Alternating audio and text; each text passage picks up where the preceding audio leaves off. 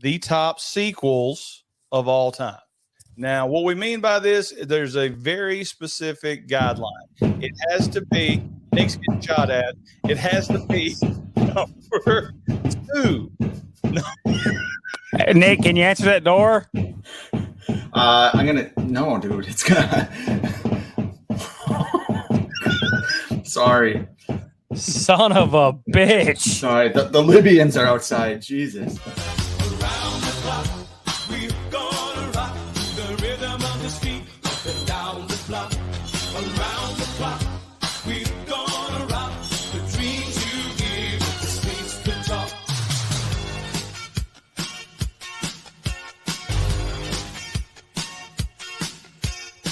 Wanna be somebody, be a contender. Gotta reach for the sky. If you want it, fight for it, or kiss it goodbye. It's make it or break it. Try to survive.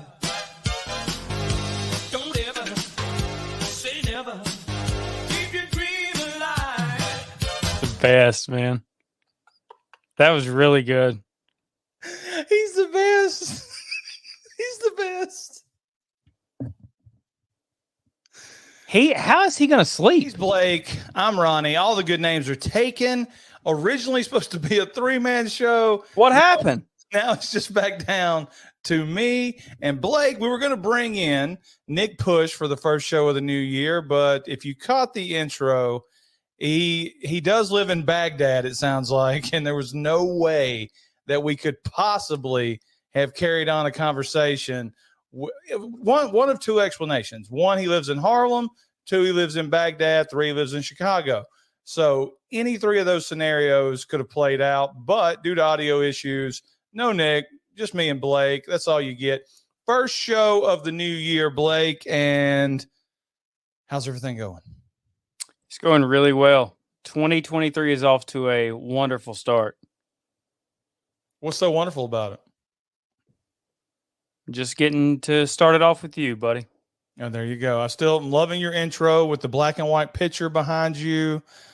I wish mine was as cool as that, but it's not. I've been noticing with some of these channels, there's been like influxes of subscriber counts boosting up for like a lot of channels, and ours has stayed the exact same. You think that's a reflection on us or the economy? I think, well, it's mostly the economy with, inflation and all that. But I think as long as the count is not going down, we don't need to hit the panic button. Well, I wasn't going to hit the panic button anyway. I mean, I've had just as much fun when we had 10 subs as I did when we had 20. So, first off, let's get the butt kissing out of the way. I was watching the live stream of the Slaughtered Lamb, and they gave us like the best shout out early on in their show. Is it ever going to stop? I mean, those guys are like super generous with how much they promote this show. And I just wish it worked more because we're not seeing any kind of uptick from the celebrity shout outs. Well, I think what it is they're not promoting us good enough, Ronnie. They'll mention us and then they'll go to whatever topic they're doing that day. And if they just talked about us the whole show, then we would see an increase in views, subs, and the best money. And worst, the best and worst of all the good names are taken. There you go. There's a topic for their show right there. The best and worst. So have you got Darren's wife to agree to be on the show yet? I haven't even started that process. It's January. I think it would be, we got to December. I think it would be better if we tried to get Darren's dad on, because Darren's dad is often in their chat, or at least he says they're. Oh, now you're on. Okay. Yeah. We could ask his dad if he ever walked in on him or anything like that. If he ever, thought he was. So edit. Just great questions that only a father could answer. He does seem like a bloke who would edit. Dad, bugger off. Edit. In all seriousness, though, Thank y'all. I mean, I know it seems like I say it every other episode, but you guys they're sitting there talking and boom, they're not like 10 minutes into their show and they're like, hey, how about these guys right here? Hey, you know what would be weird? We talked to these guys when they were on our show. We talked to them like we got about 3 hours worth of footage, I guess. Yeah. But we only aired an hour of it. Mm-hmm. And we talked about their height for some reason. I was thinking, like, just staring at him, it looks like Frank is the taller one by a mile. And you would think Darren is like 5'6" or 5'7", but how weird is it if Frank was like 5'6"? I think that's what it is. I think Darren is like over 6 feet tall and Frank's sitting on a phone book. Frank's standing up when he's doing the show. He's not sitting down. Standing up in the chair. That's why he's so happy. Yeah, but no, seriously though, I know we're thanking him or whatever. Shout out to Frank for sitting through that awful live stream that you and I did the other day. I mean, he was there the whole time. He was interacting with us, and he survived. He survived your laptop freezing up. He survived me dropping the phone in the middle of a live stream, and he didn't give us a hard time about it. So, for everybody that's not showing up to our live streams, usually Thursday nights at 8:00, we're live streaming away some movie, reviewing it, having fun, talking to Nick Push and Frank in the chat. So everybody join us on Thursday nights. For this Thursday, it's real simple. License to Drive. We're talking the Coreys. We're talking the history of that movie, why it means so much to us, and we'll have visual aids and take it through from beginning to very end. We are very comprehensive in most of these reviews, partly because we haven't been taking notes here lately. Also, let's talk about the bidding war that happened during that live stream. You put up our Venmo code or whatever, because we're not going to do super chats because, YouTube takes 30%. And, Nick Push starts off with $100 donation. I know, it was awesome. And then Frank comes back with a $200 donation. So I'm excited to see, this Thursday, how many pounds Darren sends us. Exactly. Frank sending in $200 to our Venmo, which we'll throw up on the screen right now. And Nick Push, who's on a very limited income. Nick Push just spent $700 on fireworks. That is true. And then caught them all on fire. And then lit them all at the same time in his bedroom. And then tried to come on our show. If you guys could have seen the chaos that was going, I know y'all heard part of it, but he warned us that there might be some noise. And I'm thinking you might hear in the background. I had no idea that they were going to be firing off cannons. It sounded like John Rambo was in his house. Right? It sounded like the SWAT team had kicked in the door of the crack house. It was unbelievable. But today we wanted to talk one simple topic. It's going to be a really quick video, Blake. Yeah. Best sequels, or I put it like this: best/favorite sequels to a really good movie. I'm glad you added that, because the sequels I got wrote down aren't necessarily the best sequels ever made, but they are my favorites. So the sequels I grew up on, the sequels I probably watched most. So, plus, let's be honest, me and you could name original. Me and you right now could name the top 3 sequels, and there would probably be the same 3 movies. And I don't want that. I want there to be some kind of, disparity or whatever, some different stuff. Well, I haven't looked at any list online. I just go by the movies that I watch, and some of this will be repetitive, and we may have the same ones, but it's okay. And it's in no particular order, so I'll go first. That way Blake can finish up today. The first one on my list, Blake, is one that I can watch any point during the day. Any day, I guess is what I should say. Beverly Hills Cop 2. It's a good one. Axel Foley returning to Beverly Hills to try to catch the alphabet killer, and everything. And I want to do, we'll definitely do a review on that whole series later on, but just the work they did at the very beginning of that movie with that simple phone conversation between him and Bogomil, where you find out they all have become friends over the last couple of years, where they take fishing trips, they get together, and the whole movie, it picks up right where the other one left off as far as chemistry. Rosewood and Taggart are great.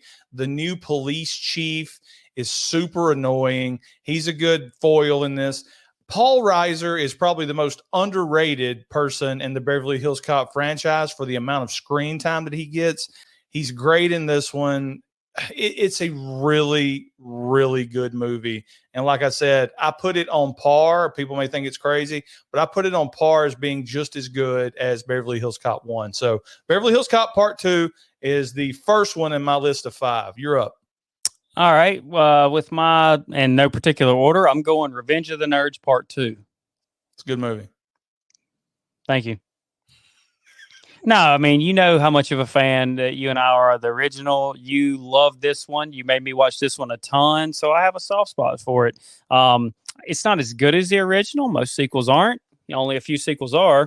But yeah, you know, the gang's back together. They're going to Fort Lauderdale for a fraternity summit. What do you call it?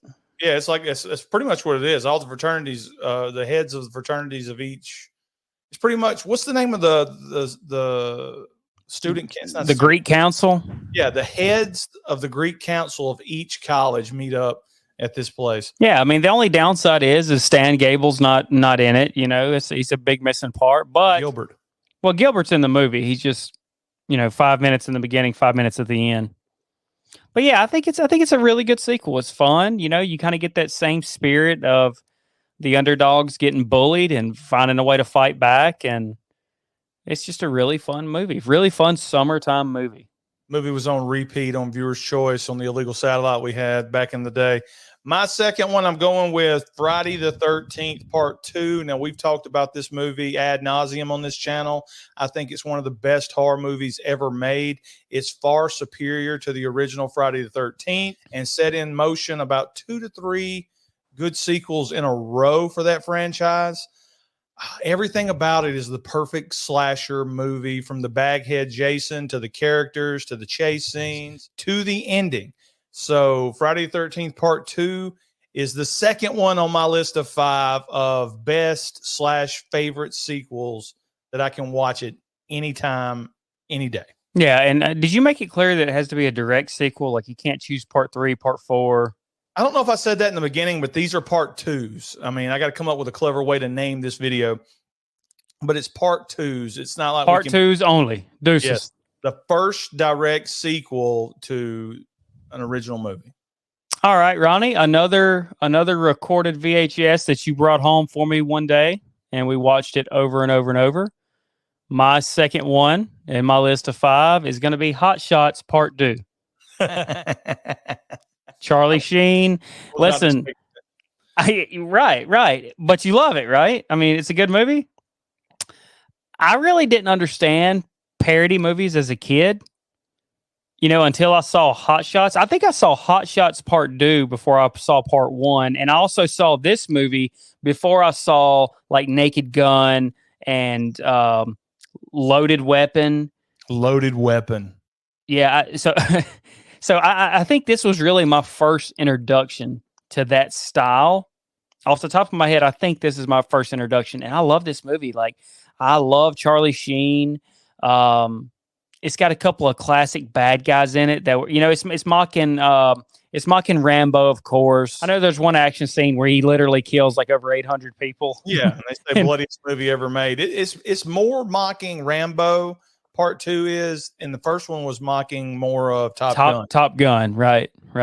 But yeah, Hot Shots Part 2, I think it's fantastic. If you hadn't seen it in a while, go check it out. I'm actually, whenever we get done here, I'm going to go search Roku and see if it's streaming anywhere. All right, my next one is Aliens. Okay, so Alien, me and Blake reviewed it back for the audio podcast years ago, and he wasn't very impressed with it. But Alien, everybody knows, is a horror movie in space. Now, the weird thing about Aliens is it's an action movie. So this movie I thought was far superior to the original. You got Bill Paxton, you got a whole crew of memorable characters there, and they go to a planet, try to figure out why this place has gone silent, and they end up fighting all the face huggers and aliens, and one by one, they are picked off. And of course, Ellen Ripley is the only one left at the end. Spoiler alert. But Aliens is a good watch. It's not slow. Like I really think Alien is slow in parts. It is. But Aliens is like nonstop action. I really, really like that movie. And it's mainly on my list because I consider it better than the original. I don't think Aliens is a movie that I could sit down and watch every single day like the other movies I have on this list. But it's a really, really good sequel. Go ahead, Blake. I'm glad you said that it was better than the original. That was going to be my next question for you. I've never seen it. And I think that's something that you and I need to sit down and talk about, like some classic movies that I've never seen, and let's mow through them. You know, just have some 2023 eyes on these older movies. Ronnie, my next one is I'm being repetitive here. It's a movie again that you made me watch a lot that I grew up on. It's a direct sequel to George Romero's Night of the Living Dead. It's Dawn of the Dead, 1978. Now, the reason I loved this movie as a kid is because I feel like I could survive in this zombie apocalypse. These are slow walking zombies. And it feels like it would be just really easy to run around and get away from them as long as you don't run into a giant herd. I love the idea of taking over a mall. We didn't really have malls like this where you and I grew up that literally had everything inside of it, gun stores, big food courts. You know, at the most we had like one place to eat in our food court. They had like an ice skating rink in theirs. I mean, just really cool how they set up shop down there. And then just like any other zombie movie or zombie TV show, it's not the zombies you got to worry about. It's the other people out there. It's the scum. I would be like, you said you could survive that movie really easily. I think I would go out like a stupid way, like that zombie that climbed up on the box and gets the top of his head cut off. Something like that would happen to me. It'd be like some stupid accident. I'd get tangled up in a barbed wire fence or something, or trip and break my ankle running. That's what I was about to say. I would like tear my ACL. Yeah, then you're just sitting there, you're dragging a leg like the rest of these things. In a real zombie apocalypse, I think I'm going to be like that person in that Mark Wahlberg movie where the plants are killing everybody, that shoots those little kids out of that hole in the door.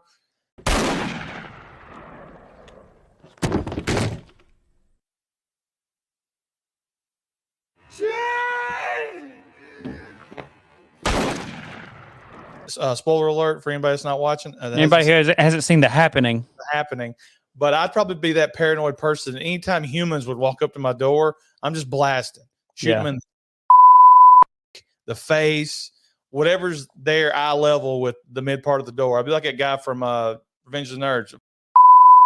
Between all the movies and television shows, we've been trained to think that way. You can't trust anybody. So you're absolutely right. If somebody comes up to our door wanting in, you're not asking questions. We're killing them. Unless they're good looking. Also love me because I'm going with the sequel to Christopher Nolan's Batman Begins. The Dark Knight is next on my list. And what can you say? You've got a really good Batman performance. You've got probably the best Joker performance and the most realistic Batman to date. I really love how Nolan did his best to try to keep all of those Batman movies realistic. And this movie just blew my mind from the very beginning all the way through it. When Heath Ledger is on that screen, you cannot take your eyes off of him. His performance was that good. And it's mainly because he's hopped up on heroin and crack, but he was the Joker. And the mystery that they put behind the Joker character and people speculating still today on was he somebody that got wounded in the war, and that's how he knew all these tactics and things like that. It was a really good movie with a really odd ending for the Joker, just flapping in the breeze like Peter North's, and then focusing on Two-Face edit. So, I mean, I love the movie. It's another movie that's, I think it clocks in at almost 2.5 hours, maybe longer than that. And I can watch it anytime and never get bored of it. So Dark Knight. I'm going to go Wayne's World too. I love Wayne's World growing up. I probably watched part 2 more than part 1. You know, of course, you got Christopher Walken as the main bad in this one. You got Chris Farley's back.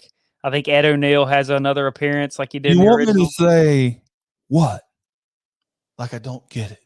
A sphincter says what? But it's really fun. You know, Christopher Walken tries to move in on Cassandra, and Wayne and Garth, they save the day. It's just a really fun, goofy movie. Made a lot of money, too. Best part of that movie is when Wayne and Lopan are screaming at each other, and like Wayne's shirt just rips off because he's screaming really loud. It's great.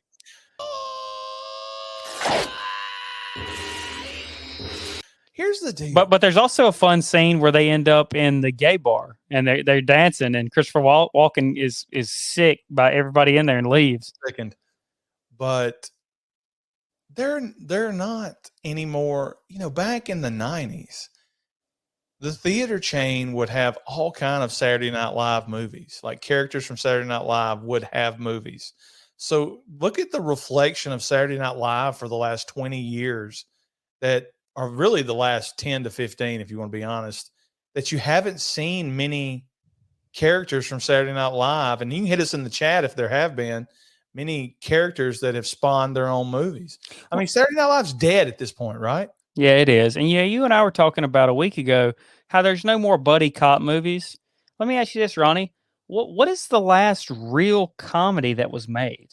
Like a real comedy movie. Like you just mentioned the 90s. You know, we had Wayne's World. We had Black Sheep, Tommy Boy, Dumb and Dumber, Kingpin. You know, we just had a slew of comedies. And that's not even counting what all happened in the 80s. What is... Can you name a really, really seriously good comedy movie in the past 10 years? Yeah, there's been tons, but they're gross out comedies. It's not like what you're talking about, like a silly comedy like Wayne's World or Billy Madison or Happy Gilmore. They're gross out comedies where people are using the bathroom on themselves and talking nasty and things like that. There hasn't been many silly SNL type comedies done lately. And I mean, I guess that just shows where society has moved to, where now it's gross out humor, 300-pound big and sinks like in Bridesmaids edit. It's got to be Hangover, right? Hangover was the last good comedy, but it's gross out too. I mean, immediately you see Chinese dick edit. So, I mean, and that guy's the worst. Ken Jeong or whatever his name is, he's on every singing talent show there is on Fox. He is not funny. Why have we awarded this human being with money for being on TV all the time? Somebody needs to kidnap the Idaho murderer. Should have got to him.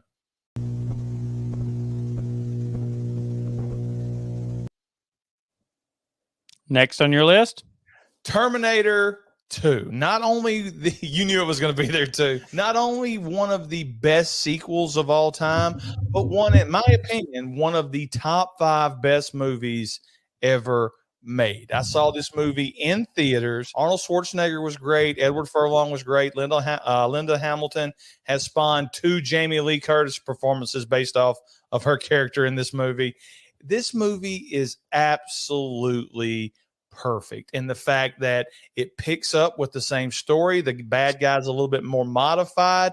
The bad guy from the first one switches over to be the face in this one, and they leave us with an open ending of the future is not set in stone. It's whatever we make it. And it would have been a perfect ending to the Terminator franchise if the need for money didn't exist. Because as soon as they made part 3, it ruined everything, I believe, in the Terminator timeline. I would love to do a show just based off the Terminator timeline. I love this movie, Blake. I love the soundtrack. I love the mood of the movie. It is really good. And it's hard not to tear up at the end of it when Arnold Schwarzenegger gives you the thumbs up as he's sinking down into that hot liquid metal or whatever it's called. And they go, if a Terminator can learn to feel, why can't all we? What's your last one, bud? Oh, it's my last one? It's your last one. I got 4 left on my list. Honorary mention for me, since you brought up Hot Shots, an honorary mention for me would be Naked Gun 2.5. I'm gonna go Pet Cemetery 2. Edward Furlong. Yeah. That's my honorable mention. Oh, Clancy Brown. Fat Kid. Yeah, Ronnie, I'm gonna have to go Ernest Saves Christmas. It's a direct sequel to Ernest Goes to Camp, second movie in the Ernest franchise. It's one of my favorite Christmas movies of all time. I don't know. I mean, what more could I say about Ernest? Nothing. I love Ernest Saves Christmas. I love it. I love it. I love it. We'll have to review it on the channel. A few more honorable mentions for me because I didn't know if there's going to be on your list or not. Lethal Weapon 2. I love Lethal Weapon 2. Yeah. I love Die Hard Part 2. Those are great. I mean, Back to the Future 2. Back to the Future Part 2 is a great sequel. There's a ton of great sequels out there that it's just too many to list. And I just wanted to keep it to 5. Yeah. And, I mean, there you go. So hit honorable. us real quick. I got 2 more honorable mentions I'd like to bring up though. All right, get it. I got Guardians of the Galaxy 2. Yes. Strictly because, Kurt Russell's performance is really good. And then we get Let's steal some. You got Stallone. We get the sad storyline between Peter Quill and Yondu. And Yondu's basically he may be your dad. He may be your father, but he's not your daddy boy. He's not your daddy boy. And then he sacrifices himself, and we get that really sad funeral. I mean, it's just a really good ending to that movie. So I wanted to bring it up. I also want to talk about really well written movie by a pedophile, James Gunn, allegedly. Well, he's not a pedophile. He just makes hilarious pedophile jokes on Twitter, which we're a fan of. We hearted all of them. Big Top Pee-wee. Edit. Big Top Pee-wee is one of the worst. If we're going to do a worst sequels movie, and you just took one of my worst sequels to a good movie, Big Top Pee-wee is a pee. You don't like Big Top Pee-wee? No. He feeds the old people carrots or weenies, and they shrink. Chris Christopherson? Hit us in the comments. What are your favorite sequels? He's got that little whore in his pocket next to his rocket. Hit us in the comments. What are your favorite sequels of all time? What did we leave off? What are some great number 2s? You left off Godfather 2. I don't watch You left off Jaws 2. Don't watch it. AtgnatPodcast@gmail.com. If you want to hit us on the email, subscribe, Patreon, Venmo, Darren, stuff. Darren, where you at, Frank?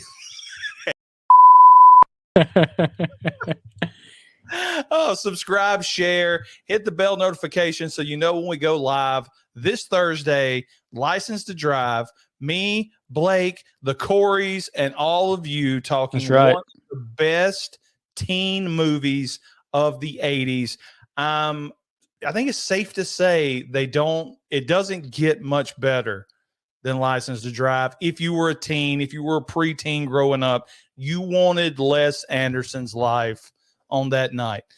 And we'll finally settle the age-old debate. Who was better, Corey Feldman or Corey Haim? Blake, anything else to add? Let's have a good New Year, Ronnie. Hit up Nick Push's horror channel. Subscribe. Yes. We're trying to get him to 3,000. Hit up the Slaughtered Lamb. We're trying to get them to 100,000. Guys, thanks for the support. Thanks for watching the video, and we'll see you guys next time. So long, everybody. Love you, Nick.